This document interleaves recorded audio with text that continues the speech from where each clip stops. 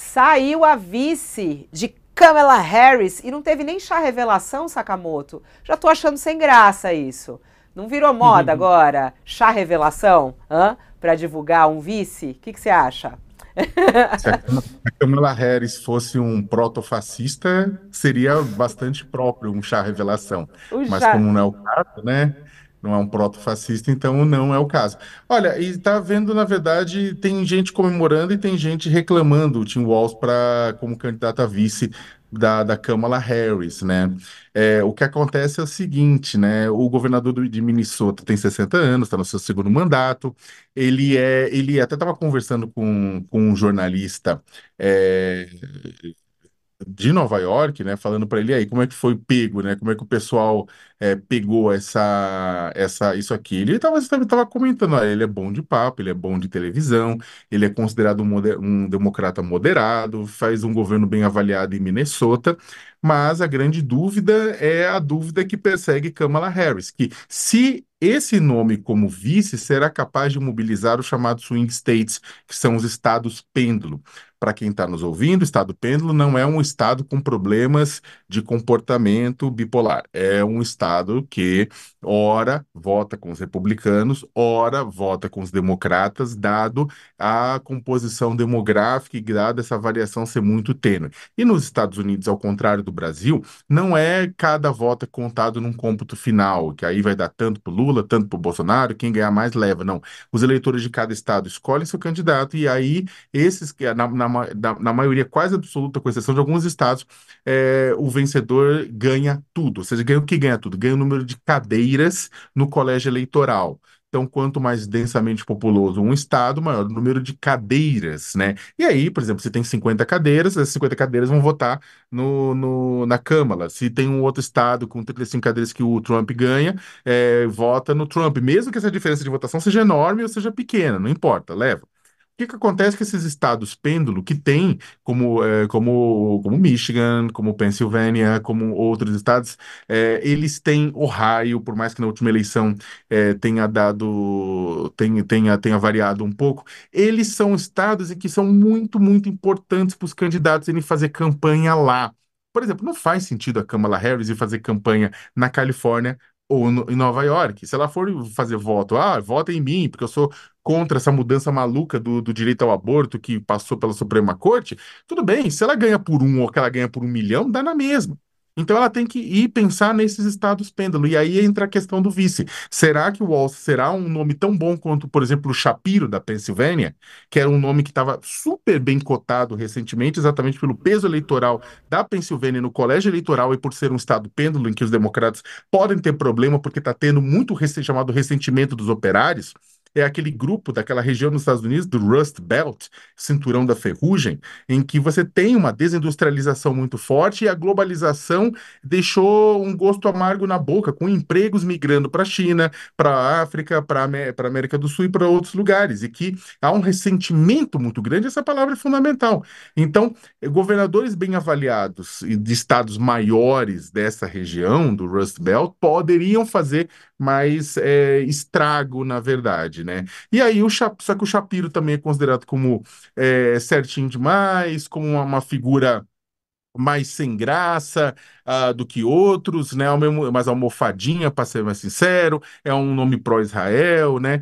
Que está tendo muito debate internamente nos Estados Unidos, dado o apoio do governo Biden a Israel e com toda aquela carnificina que está rolando lá, que tem muito jovem, né? Que não quer ir votar por conta disso, e nos Estados Unidos é fundamental porque o voto não é obrigatório, que esse pessoal mais jovem vá votar. Então, é isso, Fabiola. É um nome, por outro lado, que, só para terminar, que cumpre um papel que muita gente estava esperando que o vice de Kamala Harris cumprisse. Que falava o seguinte: Kamala Harris já é uma pessoa negra, com ascendência asiática, né? Sem filhos. Gente, pelo amor de Deus, isso não é motivo para não votar nela em qualquer lugar do mundo civilizado. Só que isso está sendo usado pela campanha do Trump. Ela não tem filho, ela é negra mesmo ou não é negra? Ela é asiática ou americana? Todas essas coisas absurdas, né? Que se coloca, a campanha do Trump está usando. E aí o pessoal queria usar para inocular isso um vice, né? Que fosse homem branco de cabelo branco, né? De preferência. E aí veio o Walz. A questão é saber se essa inoculação ela também vai gerar diferença nos swing states. Aliás, só para aqui o post da Kamala hoje, falando que se sente muito orgulhosa de anunciá-lo como o seu vice, né? Ela tem muito orgulho de anunciar o Tim Walz para ser o meu companheiro de chapa como governador, treinador, professor, veterano. Ele ajudou famílias trabalhadoras como a dele. É ótimo tê-lo na equipe. Agora vamos trabalhar juntos. É o que ela coloca nas redes, aí reforçando a campanha. É curioso que o Trump, a campanha do Trump comemorou essa escolha, o Josias. Isso não é um bom sinal, né? Não, pode ser bom ou ruim, né? Na verdade, a Kamala Harris, ela, ao escolher definitivamente aí o vice, ela abortou uma disputa que estava ocorrendo por essa vaga, né? E foi tão natural e rápida a unidade que se formou em torno dela, em torno do nome dela, depois que o Joe Biden renunciou à própria candidatura, que seria uma inconveniência, no mínimo, deixar que se esticasse uma disputa pela posição de vice, né? O mais natural que todo mundo imaginava que ocorreria, como realçou o Sakamoto, seria a escolha do Shapiro, né?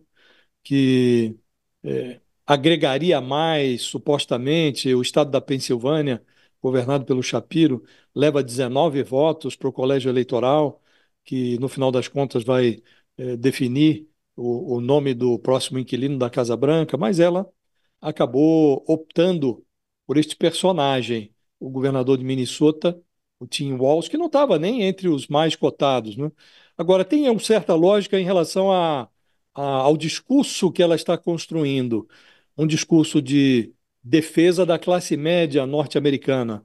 E o perfil desse governador, inclusive são os pontos que ela mais realçou quando confirmou o nome dele, é o perfil de uma pessoa que tem uma origem humilde, uma família que, tendo vindo de baixo, se tornou uma família de classe média, mas ela realça ali que ele se serviu de programas sociais, benefícios, cheque-benefício ali, aliviavam ali a sobrevivência, o cotidiano dessas famílias de origem mais humilde nos Estados Unidos, né? E tem um aspecto que ela realça também, que ele teve uma participação importante na negociação da aprovação durante a gestão Biden de propostas que impulsionaram os gastos em infraestrutura, estimularam os benefícios médicos justamente para famílias de classe média, e ele fez essas negociações, sendo do Partido Democrata, com expoentes do Partido Republicano, do Donald Trump, né? Então, são essas as características que ela realça. Mas quis me parecer que o mais essencial, Fabíola, foi interromper uma discussão que já se alongava. A Kamala Harris teve 2 semanas absolutamente consagradoras para o ingresso dela na disputa.